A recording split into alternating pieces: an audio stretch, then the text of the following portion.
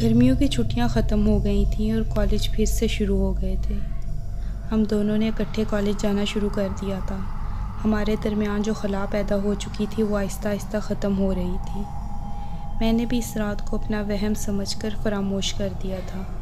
میں اس بارے میں کچھ نہیں سوچنا چاہتی تھی اور اپنی یادداشت سے اس واقعے کو نکال پھینکنا چاہتی تھی۔ پھر سے دعا اور میرا سارا وقت ایک ساتھ گزرنے لگا۔ ہمارے درمیان کبھی بھی اس موضوع پر اس کے بعد کبھی بات نہیں ہوئی۔ میرا ریان سے بھی اکثر رابطہ ہوا کرتا تھا۔ وہ میری زندگی کا مسرور کن حصہ بن چکا تھا۔ یہ اس دن کی بات تھی جب دعا رات کو میرے گھر سونے کے لیے رک گئی تھی، کیونکہ ہمیں پریزنٹیشن بناتے کافی رات ہو گئی تھی۔ میں نے دعا کی والدہ کو فون کر کے بتا دیا تھا کہ وہ آج رات یہیں رکے گی۔ ہم دونوں بہت تھک گئی تھیں۔ صبح کالج میں پریزنٹیشن تھی اور ہر بار کی طرح ہم لوگ اعلیٰ گریڈ حاصل کرنے کے لیے کوشاں تھیں۔ گھر کے باقی تمام افراد سو چکے تھے۔ چائے کی شدید طلب ہو رہی تھی۔ میں چائے بنانے کے لیے اٹھی تو دعا بھی میرے ساتھ ہو لی۔ چائے بناتے ہوئے ریان کی کال آ گئی۔ وہ اکثر رات میں فون کیا کرتا تھا۔ میرے چہرے کی لالی دیکھ کر دعا سمجھ گئی تھی۔ اس نے مجھے اشارے سے کہا کہ تم کمرے میں چلو، میں چائے لے کر آتی ہوں۔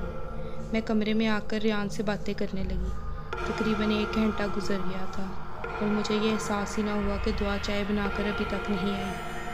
کال بند ہونے کے بعد مجھے جب یہ احساس ہوا، میں کچن کی جانب بھولی۔ کچن کی کھڑکی لان میں کھلتی تھی۔ دعا سامنے لان میں لگے جھولے پر بیٹھی تھی۔ چائے کے لیے رکھا ہوا دودھ برتن کے ساتھ جل چکا تھا۔ میں نے بھاگ کر چولہا بند کیا اور لان میں دعا کے پاس پہنچ گئی۔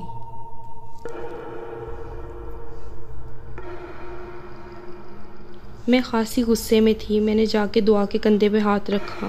وہ برف کی طرح ٹھنڈی پڑ رہی تھی۔ اگر تم چائے نہیں بنا سکتی تو مجھے بتا دیتی، میں کمرے میں نہ جاتی۔ وہ خاموش رہی۔ اس نے میری کسی بات کا جواب نہیں دیا۔ چلو اٹھو، اب کمرے میں چلیں، میں نے غصے میں کہا۔ وہ خاموش بیٹھی زمین کو تک رہی تھی، جہاں چھوٹی چھوٹی چونٹیاں اس نے پاؤں سے مسل دی تھیں۔ تم ٹھیک تو ہو؟ میں نے دوبارہ سے اسے کندھے سے پکڑ کر جھٹکا دیا۔ اس نے آنکھیں اوپر کر کے میری طرف دیکھا۔ اس کی آنکھوں میں گویا خون اتر آیا تھا۔ سرخ آنکھوں میں آنسو واضح نظر آ رہے تھے۔ میں کچھ سمجھ نہ سکی، کیونکہ میں کچھ دیر پہلے دعا کو ہنستی کھیلتی کچن میں چھوڑ کر گئی تھی۔ میں نے اسے ساتھ لگا لیا اور وجہ دریافت کی۔ وہ خاموش بیٹھی مجھے تک رہی تھی۔ میں اسے کمرے میں لے آئی اور خود چائے بنانے کچن میں چلی گئی۔ پر مجھے حیرت کا جھٹکا لگا۔ وہی برتن جس میں چائے جل چکی تھی، اب بالکل تیار چائے ہلکی آنچ پر ابل رہی تھی۔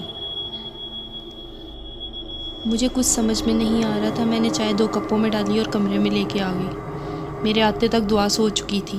میں گہری سوچ میں مبتلا چائے پینے لگی۔ آخر دعا کو کیا ہوا تھا اور چائے کس نے بنائی تھی؟